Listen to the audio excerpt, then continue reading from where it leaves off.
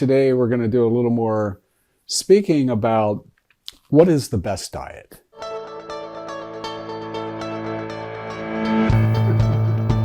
right, rolling. And I know literally there are thousands and thousands and thousands of diets. There's literally tens of thousands of diet books. And even if you take one small slice of the diet world, let's say we're going to talk about paleo. Well, you can Google paleo videos on YouTube. And I saw one the other day where there was 7 experts on a panel. They were all from the paleo community. And guess what?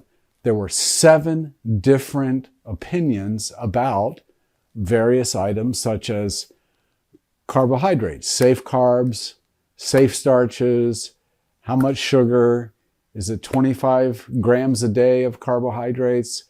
Is it 100 grams of carbohydrates?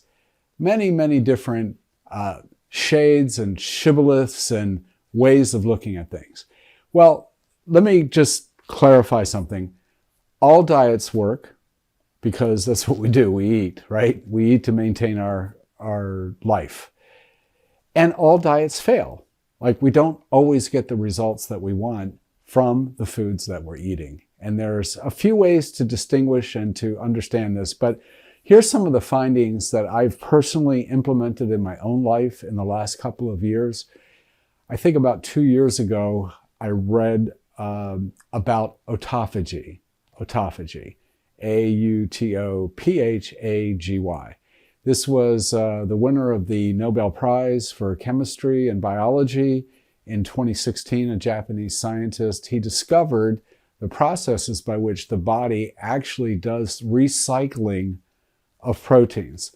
So there's sort of an interesting sidebar here that vegetarians actually generally are not protein deficient. They're not. They may not eat meat, but they're getting protein from plants. And the body itself recycles dead or dying or misconstrued proteins. And those proteins get gobbled up and they get turned into fresh, new proteins. That's the miracle of our body. It's the miracle of our DNA. It's the miracle of how we regenerate ourselves. So autophagy is a really big one. And to that end, how do you promote autophagy where you're actually cleaning up the inside of your body in a more effective and efficient way? Well, that is by stimulating autophagy, which is done through intermittent fasting. So that may sound like maybe fasting is a dirty word and nobody likes fasting. It's uncomfortable. I don't want to starve myself, all that sort of thing. The fact is, you are an intermittent faster. You're already doing it.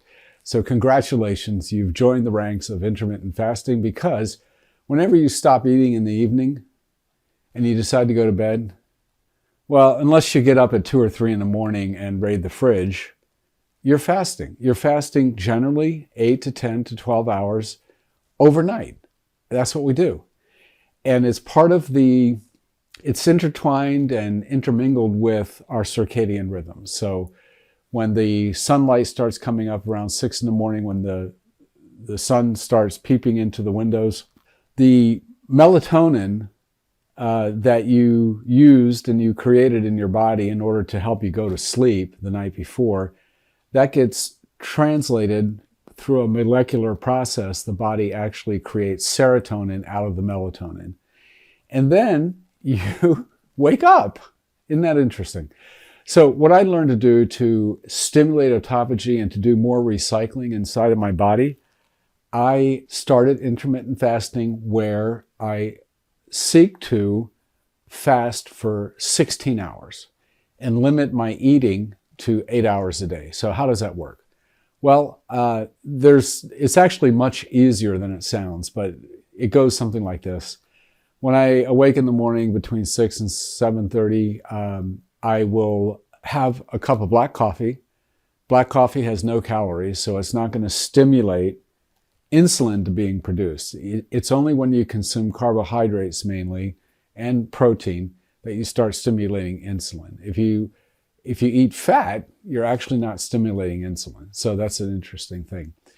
We'll talk about the low carb, high fat diet on the next video. But in the meantime, I just want to stress that I start eating around 11:30 or 12 noon. That's my break fast. That's when I eat breakfast or I break my fast. I'll finish eating by 7:30 or 8 in the evening, most evenings. And whatever I eat in between that time, sometimes I eat a lot, sometimes I eat a little. I do pretty much follow a particular way of eating that helps me to be healthy and to have good energy and good blood chemistry and all those things. So autophagy, intermittent fasting, these are, if you Google it and if you look on YouTube, there are really a lot of really smart people who've used this to reverse diabetes, to reverse heart disease, to stave off Alzheimer's, and to increase health and vitality overall.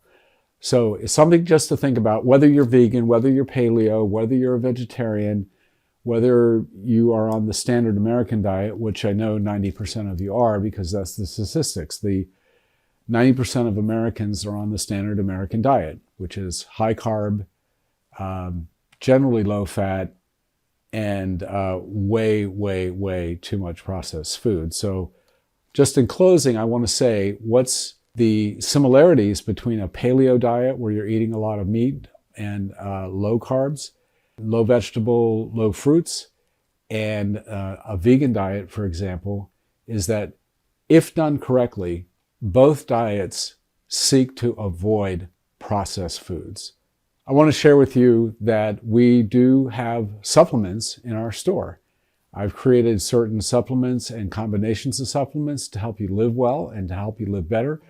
I'd like you to check us out. Congratulations on your journey to optimal health. Over here, we have the Knowledge Library where you are welcome to dive in and keep learning.